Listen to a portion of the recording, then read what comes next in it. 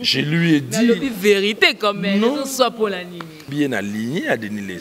Ok, il y a vérité. Oh, il y a un bozo bang un retour sur scène. Il y a prophète Deniles pour accopoiter ma cambébélé et bomba. Et tout bang un retour sur scène n'a été.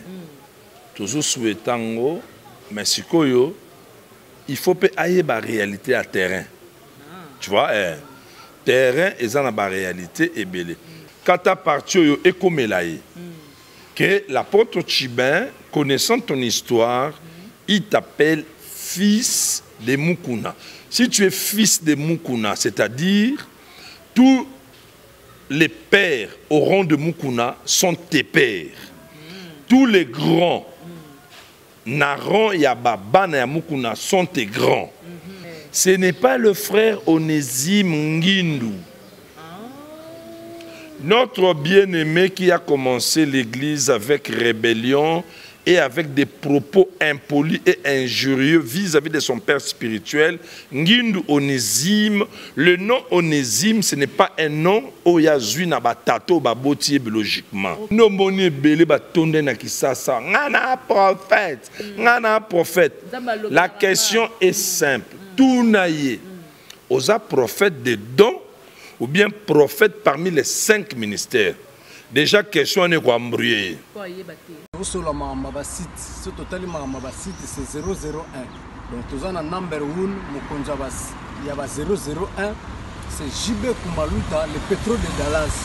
Blague de télé, sur le Libiso Marambéa. Victoria Télévision, Victoria TV. Et il y a mon papa Siga, il y a maman donc total la Victoria TV na nenga ilusa na nenga makambo potozo ba news alelo donc le pétrolier de Dallas otoyoka yoka baloba JB Kumaluta le pétrolier a Elbiso Victoria TV donc aluta continue Victoria certa amen tous ensemble quoi total la Victoria TV oya les boss les patrons JB Kumaluta Yabino Sida Bilé l'a confirmé, Nana Roboya. Donc, ils sont tous s'abonner massivement. Dans une idéologie européenne, Botonana. Bobolanda va faire Yamboka, ya par-ci par-là. Donc, number 1 na bango, c'est JB Kumaluta, le pétrole de Dallas. Tous ensemble. Sida Bilé la Nenga Ilusa, Victoria et Certa. Amen. Voilà, bonjour très chers téléspectateurs et déjà merci de nous joindre. Nous, c'est Congo Victoria à travers cette émission Micro Libre avec la vôtre, Jemima Ibele, les gros bébés de la presse congolaise. Hein. Donc pour encore une fois, le pasteur Tchibin, c'est vrai, à ça la émission par rapport concernant qui sorcellerie. Alors j'ai eu des appels. Pasteur Tchibin, évidemment, tu as tapé moi ma cambo et politique. Tu me avec le pasteur. Merci beaucoup Nagisola, Wadas ma caméra. Merci Nadarsel et Izina montage aussi. Merci à partenaire pour soutenir la Moussala. Je commence d'abord naïe mon konon boss nanga donc JB Kumaluta le vrai pétrole de Dallas et merci encore une fois à il y a Paul Ventour et ma fille là, papa nous a deux fois Pamba et merci beaucoup à Adossé à Maître Sengi depuis la Suisse pour tellement belé. Oyobo soutien à Kajemima Ibele. Voilà, je suis avec le pasteur Tchiba. Pasteur, bonjour. Bonjour, gros bébé. Bonne santé. Ouais, ça va très bien. Très bien, très bien encore, plus très bien. Voilà. Pasteur, avec ton côté, on a un sujet, association où ils ont réuni les pasteurs, tout y a bandal. Comment on a un bloc de pasteurs?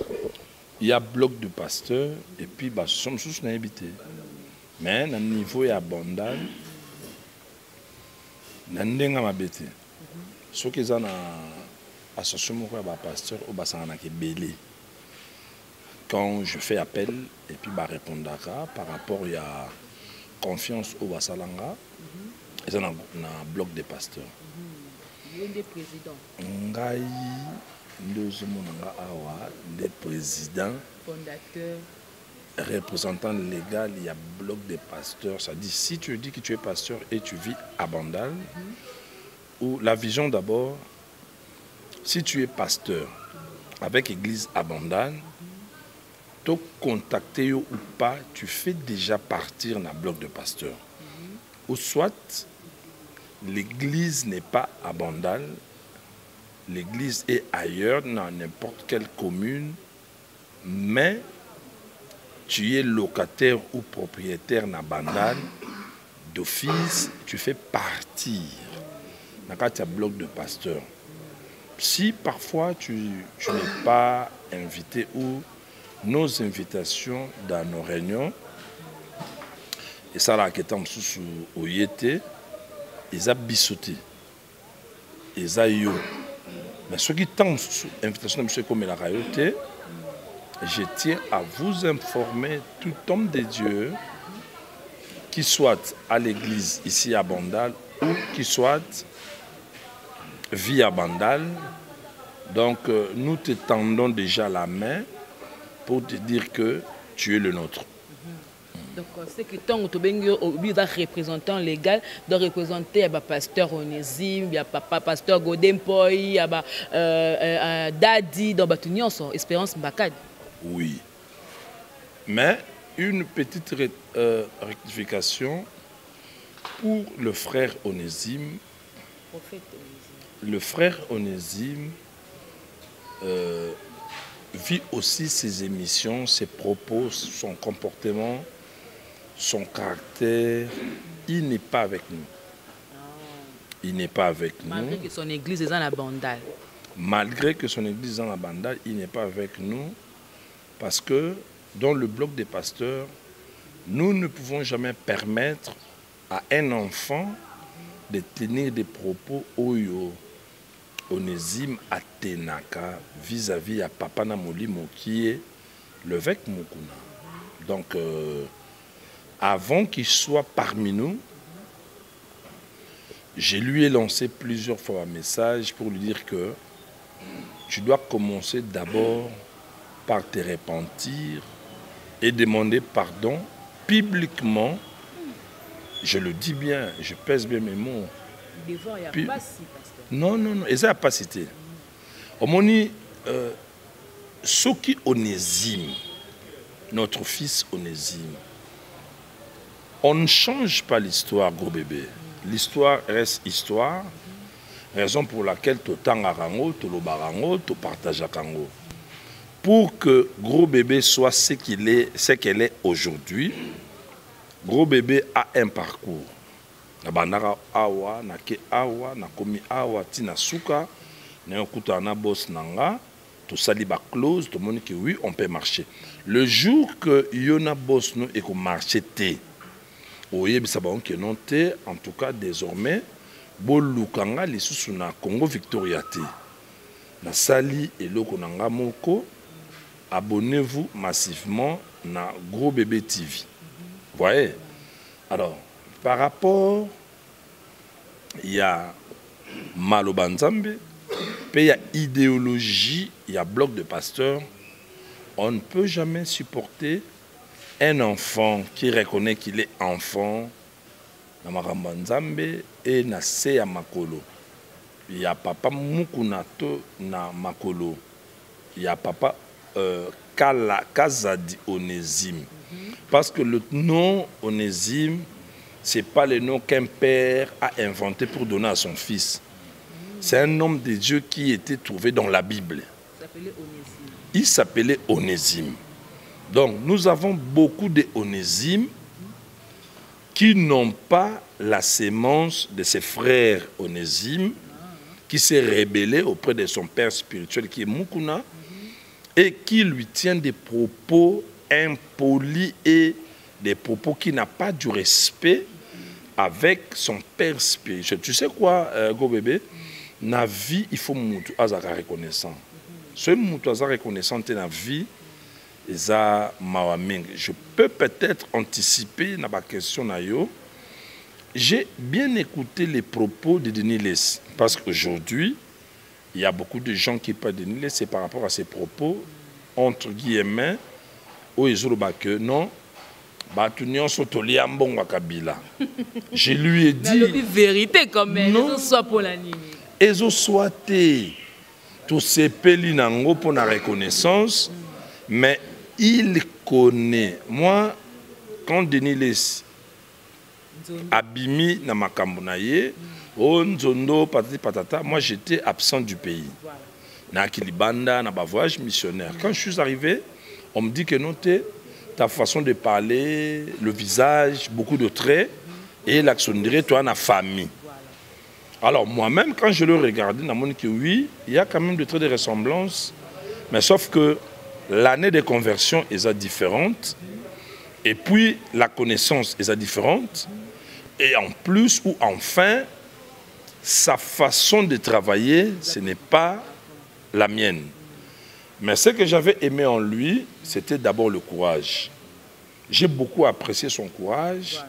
Et quand le Seigneur a voulu à ce que tu aies bananaye, tant que tu bani, je suis parmi les pasteurs au soutena qui est na action, il y a vélodrome, il y a événement Mbio. Mbio, quand il parlait de Mbio, et ça la qui na vélodrome, mais à ça qui tournait ce qu'on a l'église nous soit Kinshasa, chercher pasteur leader des pasteurs. Il m'avait contacté. J'ai fait les émissions dans une TV. Si je ne m'abuse pas, si je me rappelle bien, la personne qui était présentateur de l'émission, Ezala, qui, moi, Nanaye Moko, Nani, il est trop plus na Brazza et puis na pays Afrique. Non, pas de trop longtemps, mais moi, Nanaye Wana, Kombo Naye, Zaki Pasteur, Kombezuki Maman Mouké. Si je me rappelle rapidement, Eza Pasteur Kombo Kimi Kakapo, Moni Batumingi Obasala Ramakamba Bongo. Je connais beaucoup des enfants du prophète de la nation, Denis Lessi, le quoi Igo, le quoi Igo, même Ngefa. Oui, il a passé aussi dans l'école de Denis Lessi. Ngefa Bazali, peu importe ce qu'il peut dire aujourd'hui, mais dans son histoire, tout y est bien aligné à Denis Lessi. Il y a vérité. Oh, il y a un retour sur scène. Il y a prophète Denis Lessi pour accompagner Makambebele et Bomba. Il y a un retour sur scène. Toujours souhaitant, mais il faut que aille la réalité à terrain. Tu vois, terrain est dans la réalité et belé. N'est-ce pas monde à YouTube? Monde à YouTube, na monde ango na ndota la pe banini mais na kota kité. Sikoyo na koti comment? Na koti, là je faisais beaucoup des émissions avec Yvonne, la patronne Nyandabou, mais Image à Congo. Je prenais même mes émissions à intercession, à prière avec Yvonne Toosala. Mais quand on m'avait mis comme oncle et à Peniel, c'est là maintenant que j'avais le droit, le courage, il y a qu'à réagir, on a droit de réponse pour dire aux gens que je connais Mike Alambay, mais Peniel n'a pas été. Maintenant, je devais faire voir na face il y a monde que naza nanga noko ya Peniel te. Sotant balati ngo na bi na koti ke lokote. Bon, tant on a koti na monde ngo ya YouTube, j'ai compris que ezana ba titre ebelé bino ba journaliste. Il y a YouTube, le kola yo gros bébé, nga na c'est une émission. Ndeno stocké nango. Ça c'est un message et simba ba journaliste nyonso ya YouTube. C'est Dieu qui avait promis que je rendais ton nom grand. Neti gros bébé lelo. Ce tu es bio na katia mukili. C'est pas parce que tu avais donné un titre qui n'est pas vrai, mais dans le souci d'attirer les vues à Batou. Obitam Sunga, gros bébé de la presse congolaise, Nazaki Sirène, Nandamona Satan. So talibé maintenant sur témoignaka makambo ya Satana na lukuta, bango nyon so balika après Satan. Après Satan. Si on a évité ce qu'on a organisation à Satan, vice à zaraté, vice bazara 20, 10, 30. Donc tu vois que, alors dans la vie, il ne faut pas monter avec un soubassement du mensonge. Dans la vie, monte petit à petit selon la grâce que Dieu t'a donnée et par rapport à ton appel. Voilà. Vous voyez? Alors, quand je parle de notre fils Onésime, ce n'est pas que je suis en train de l'humilier. Je connais son histoire, je connais Papa Mukuna, je connais Aseka. Mais au monde, on a bongo, tant qu'on a un fils, étant donné qu'il n'est pas dans l'église, on doit diriger. Non, je le répète. Père. Kata Partioyo, qui monte? Darcel. Darcel. Kata Partioyo, Ekomelaye. Que l'apôtre Chibin, connaissant ton histoire, il t'appelle fils de Mukuna. Si tu es fils de Mukuna, c'est-à-dire tous les pères au rang de Mukuna sont tes pères. Tous les grands Naran Yababa et Mukuna sont tes grands. Tous les amis Naran et appel Yamukuna sont tes amis. Et tous les petits par rapport à Mukuna sont tes petits. Tous les amis par rapport à Mukuna sont tes amis. Au monde où monsieur Zaranine, l'évêque Mukuna, là où il est, je le respecte beaucoup. Voilà. Moi, Dieu m'a fait grâce, na bongoli mutema na 81. Par rapport à année à conversion, naza mukolo ya batu ebele. Et puis naza na moi petite histoire. Il y a réveil, il y a histoire, il y a Congo. L'église Ebelo Zomona Awa, gros bébé de la presse congolaise et du monde, na yebi quand même moi ba origine na yango. Si je ne connais pas à 100%, je peux connaître à 60%. Voilà. Vous comprenez? Pasteur Kazadi Onésime, docteur de la parole de Dieu, voilà. Confirmé et vrai par rapport à ma défense naïe. Voilà. Kazadi Onésime, ce n'est pas le frère Onésime Ngindu. Notre bien-aimé qui a commencé l'église avec rébellion et avec des propos impolis et injurieux vis-à-vis de son père spirituel, Ngindu Onésime, le nom Onésime, ce n'est pas un nom où il y a zui na batato baboti biologiquement. Et Zara Kombo, il y a Bible. Alors, on va bien gros bébé de la presse congolaise, Sarah. Sarah, papa, non. Si ton père t'avait donné de quoi? Gros bébé Sarah, Azu Komba Sarah na Bible.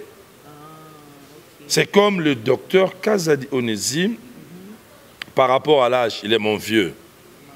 N'a expliqué le mot que c'est très important. Et attends, je parle de deux noms. Il y a Kazadi Onésime et Onésime Ngindu. Kazadi Onésime, c'est mon vieux là, il est là-bas. Il est où? Il est Wana. Il est Kazadi, il est docteur de la parole, Kazadi Onésime. C'est un en âge, c'est mon grand frère.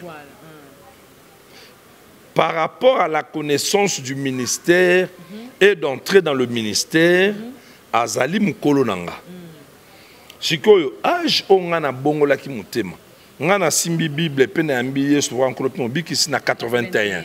Sur na 81 Onésime ya frère, ya mwana Ngindu, azaki wapi, azaki nani. Na moment wana si je m'abuse pas na cause on a 13 ou 14 ans. Et je me suis donné au Seigneur. Mais n'oublie pas que je dépendais de mes parents, vu mon âge. Mais bah Kazadi Onésime, peut-être dans les années 86, 87, 88, déjà Mukolo, déjà responsable. La tête, le cerveau, l'intelligence, la sagesse et la compréhension, ils eux, ils avaient la facilité à comprendre qu'est-ce que le ministère par rapport à mon âge. Mais ce qui ne peut jamais être changé, c'est les Kambouya, âge et conversion. Âge et conversion, Ngai apôtre Chibin, votre pasteur, Naza Mukolo yaba pasteur Ebélé. Son habit Ebélé, alors Ebélé. C'est pourquoi Bato Ebélé, au Lelo, ba découvrir Nga, ba comprendre que, oh, moi, no ya yebi makambo Ebélé, c'est pas que Neman Banzambe Ebélé Lelo. C'est parce que j'avais des vrais fondements solides et j'avais de la connaissance Mais pour répondre à mon appel ministériel, ce n'était pas vraiment mon ambition. C'est que je connais, Nathan Abisso Tombole Moutema, répondre à l'appel ministériel. En tout cas, les gens ne voulaient pas. Les gens ne voulaient pas. Pour détecter un vrai ministre de Dieu, sans poser question, tant Nzamba Bengakio, Oyaki Mbalamoko, ezana ba misusu ba se précipiter, ezana ba misusu ba s'autoproclamer. Omone aza pressé ba bando benge pasteur. Il oublie une chose, que aujourd'hui tu envies et tu apprécies les ministères pour que tu sois appelé pasteur, prophète et ce sera. Mais ezana batu moko o ba peya ki pri nango. Bandima ki soni, bandima ki souffrance, mais soni na souffrance au bango bandimaki, c'était pour nous effrayer le chemin. Mon nakata bazamba tona ba forêt, et ça na banzela, au bat balekanaka. Tigoyo, la plupart des gens, bizarrement, ba le kananzela na mais ils n'ont pas besoin de connaître banani basala kinzela.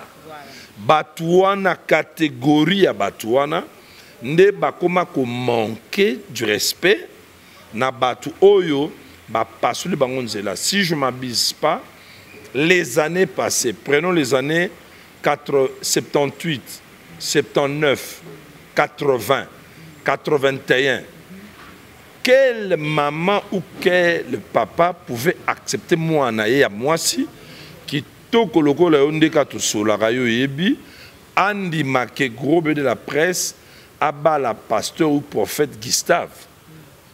Pasteur ananini binzambi nzambi bakubo mayo. Mais aujourd'hui beaucoup de parents sont contents et contentes. Moi nanga bala pasteur. Moni pasteur wana o asakuna. Moi nanga mtabale. Bokilo nanga. Tu vois, aujourd'hui ça devient un honneur. Mais dans les années passées que nous, on a enduré, ce n'était pas facile pour que Bandi Mayo. Aujourd'hui, ça nous étonne. Soit nos enfants dans les ministères, les enfants de nos amis dans les ministères, les enfants de nos pères dans les ministères, baromiko CPA, pasteur. Nous moni batumususu, barobandaki pasteur, na ba rébellion. Voilà, donc merci beaucoup, pasteur. On a eu le temps d'expliquer le coup. Voilà.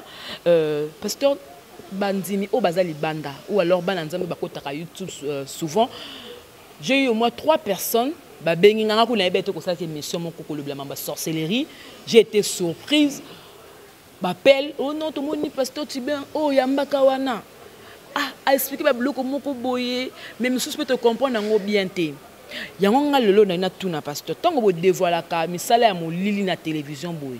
Est-ce que dans le monde spirituel, vous aurez un retour? Parce que la présentatrice, nous avons un retour dans le PK. Et là, on a un gros bébé. Mouna, c'est ton confrère. Moi aussi, je suis ami avec toi dans WhatsApp. J'ai une émission à Talango. Depuis que je dans le monde, il y a YouTube. Émission nous sur batine de langa le quoi lien na landango na landi muto bayambi na landi ba argument na ye ce na moniango et ça marche, je dis oui. Ce na moniango ça marche pas, la personne qui lui avait invité, je vais lui dire nazali contre ba réponse oyo tata wana pesi. Prépare-toi. Quand tu auras le temps, Oyato Sola. Je ne peux jamais cacher son nom parce que tant que a le bien dans le monde. Donc, étant ministre de la parole, Nazali n'a obligation de éclairer le peuple en Zambé, hérésie ou écoti tolongolango, to garder vérité parce que Christ avait dit je suis la vérité, le chemin et la vie. Vous voyez, na osenganayo Otalango. Tu vas comparer avec Bato Babengio pour na oye si réellement question Batunio. Tant sous l'émission, les autres des réponses. Je me rappelle. Naebisaki artiste muna na bi et là on se pela pe na ye d'abord yo na bande ko luko mais tellement ozo changer ka beauté ozo bagisama ozo changer ba modèle donc ana mbongo ebele merci na boss na bango ya Victoria pour pia mbongo bien alors j'avais dit ceci monde ya sorcellerie soki osimbiango ya ndenge moko ndire comportement na réaction à ba musulman. Ceux qui chrétiens a commis musulman, les musulmans acclament. Mais ceux qui moualim a bongoli mutema à comprendre que te awelo que za te vérité za Jésus-Christ et commis abitumba. Ndenge moko na bango bandoki bazalaka. Ce mutumoka a telemi abandi ko révéler ba secret ya bandoki et tout bako sal attaque.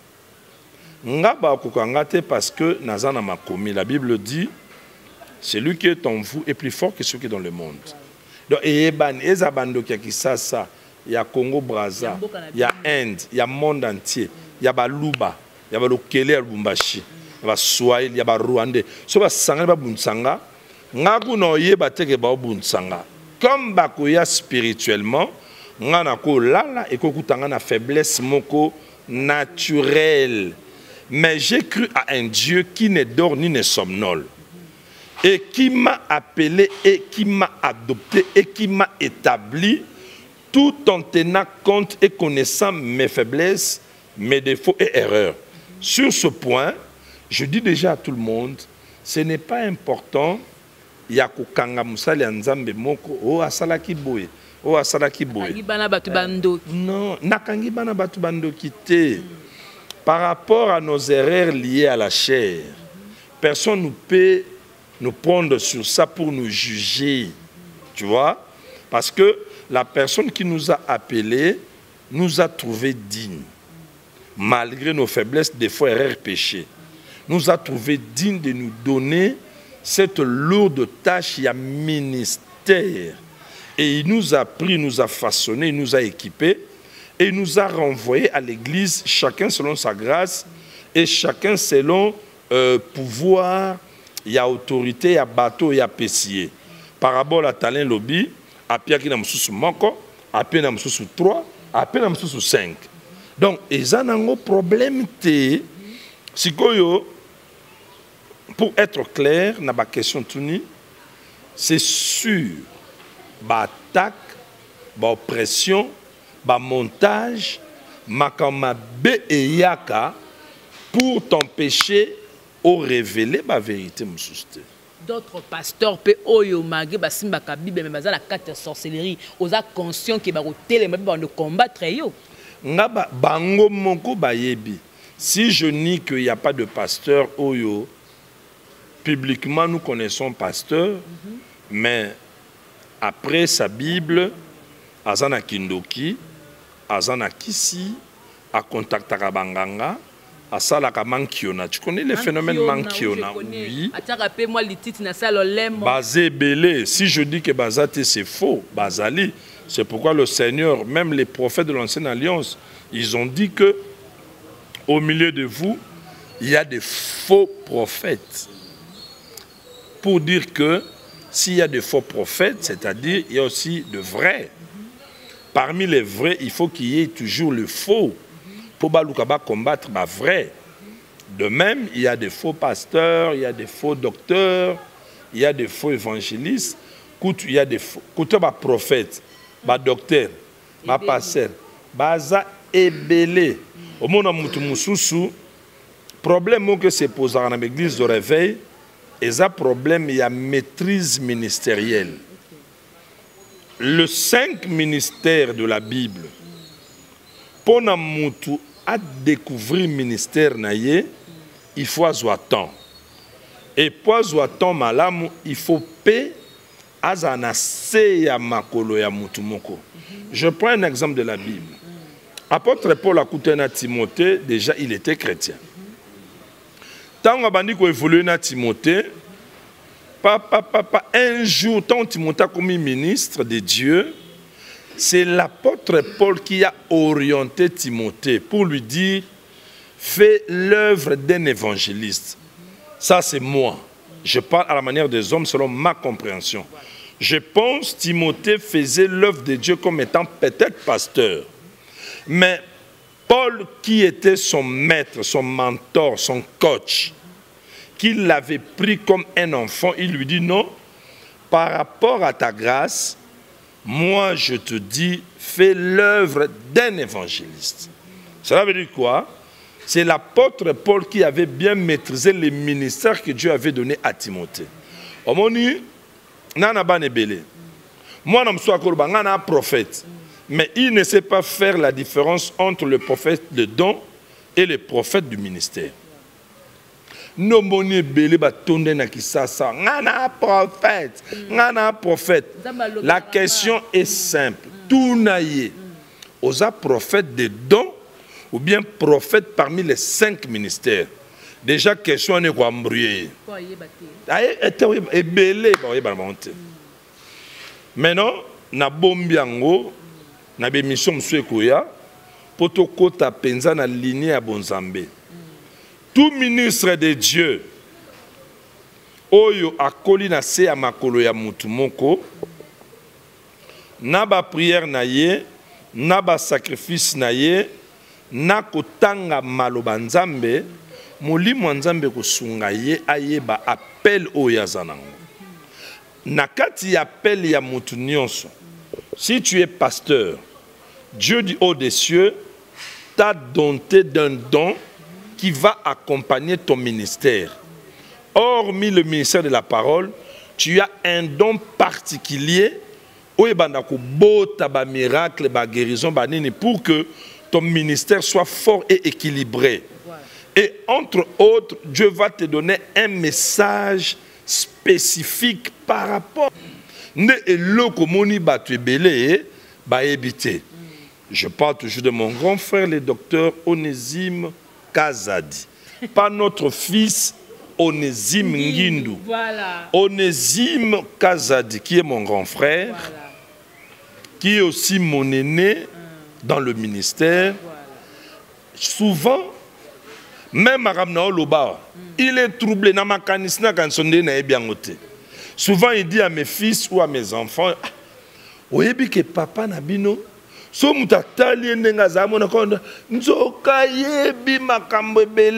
n'est pas aujourd'hui que j'ai appris ça. C'est par rapport à mon âge ministériel.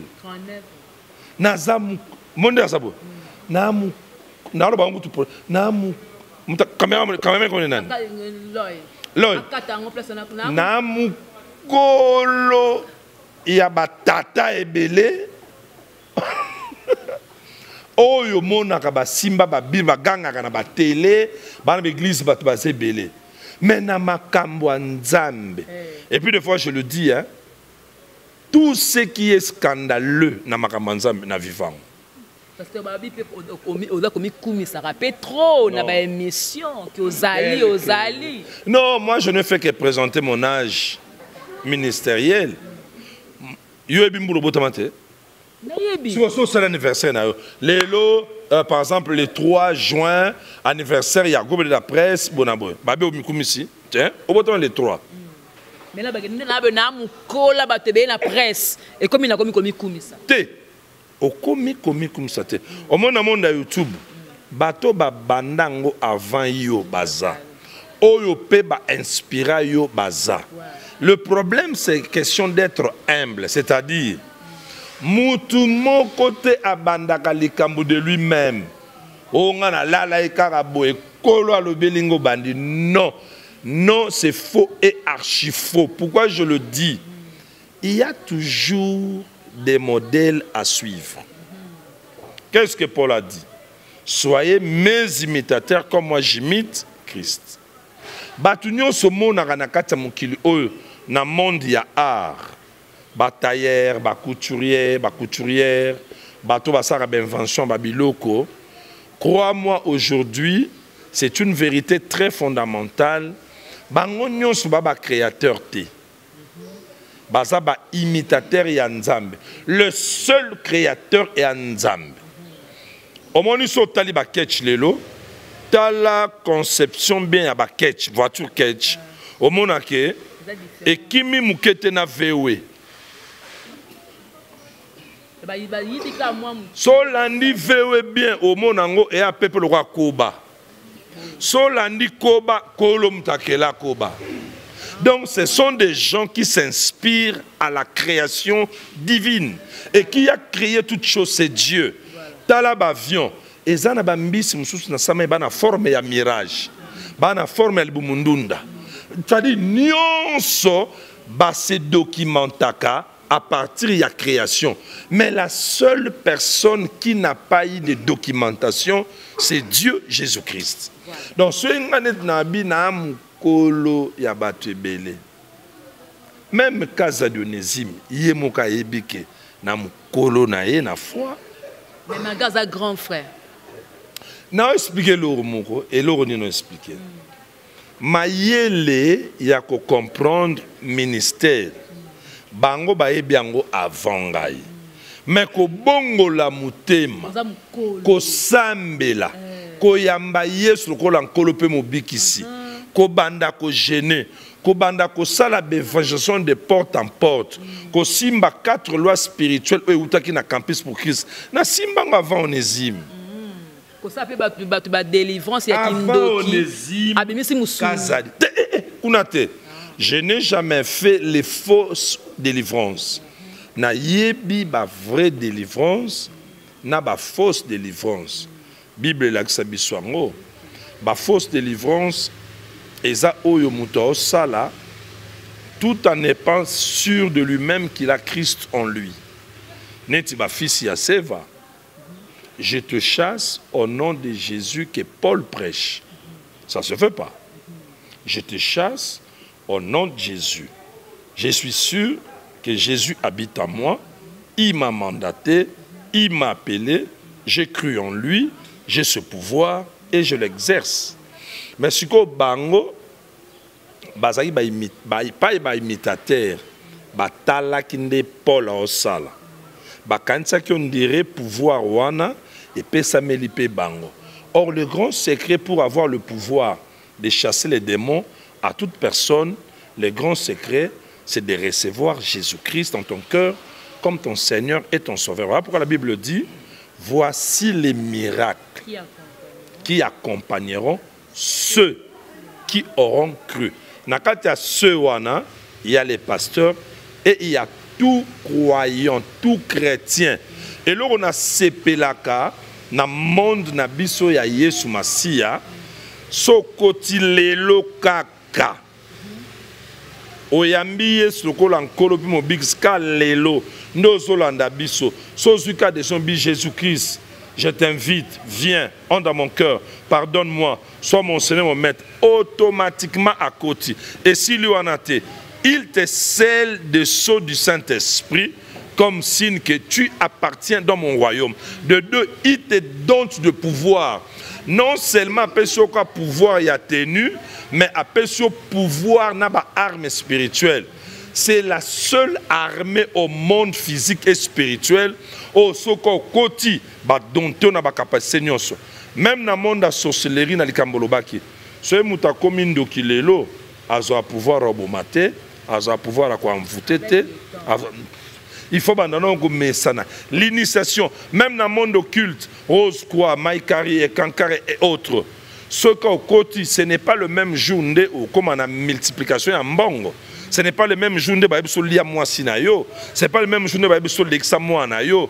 Au côté, on a initiation. Mais ce qu'on a monde spirituel, il y a Christ. Spirituellement, tant aux côtés, spirituellement, Ngouya on est pesamélio. Maintenant, par les enseignements, par la parole de Dieu, par la vie de prière et jeûne, tu vas commencer maintenant à exercer le pouvoir que Dieu t'a donné. Donc, Eza royaume Moko et l'équipe royaume tout, là je profite. Comme étant un apôtre, j'invite à toute personne qui nous suit de partout dans le monde, dans l'amour de Dieu. Ba monde nyonso wana lukuta. Iyakano nankolo, c'est un royaume oyo okozala na balakune na initiation. L'initiation pour que tu deviennes fort et grand, ça c'est remis au ministre de Dieu que nous appelons le ministère de la parole. Voilà. lilobo bando yoko yoka et kembisa mais na kati no nguye za atobongwani lelo potre. Je ne peux jamais laisser ces points passer comme ça. Je tiens à inviter Nabatu Nyon Sobalandanga de partout dans le monde. De la même manière, vous aimez les gros bébés de la presse congolaise et du monde, na Victoria TV, na Yebisibino, armé moko, na monde physique et spirituel, au Sokoti, armé nyonso, ata en Amérique, ata so continue n'a pas nabiso kutoyebi, so komi soda lelo, ba piotam sou tennis sans sokoto, ba katoka suki, ba kim sa roba mbango ba im sa roba nzembo. Mais la armée céleste de Dieu, le royaume de Jésus-Christ, armée de Jésus-Christ, so kotika lelo, kombo nomba la moko et kumami na livre de vie. Voilà. Sur la Mamba site, ce total Mamba site c'est 001. Donc tous en number 1, Mokonjabas, il y a 001, c'est JB Kumaluta, le pétrole de Dallas, Blague de Téléloa sur le Libiso Marambéad, Victoria Télévision, Victoria TV, et il y a mon pépa siga, il y a ma maman, donc total la Victoria TV, Nanenga Ilusa, Nanenga Makambo, pour tous les news à l'élo. Donc les pétroliers de Dallas, Toyoka Yoka, Baloba Loba, JB Kumaluta, le pétrolier, à Elbiso, Victoria TV. Donc à l'outa continue, Victoria Certa, Amen. Tous ensemble, quoi. Total, Victoria TV, où il y a les boss, les patrons, JB Kumaluta. Il y a bien aussi d'habiller la confirmé, Nana Roboya. Donc ils sont tous abonnés massivement.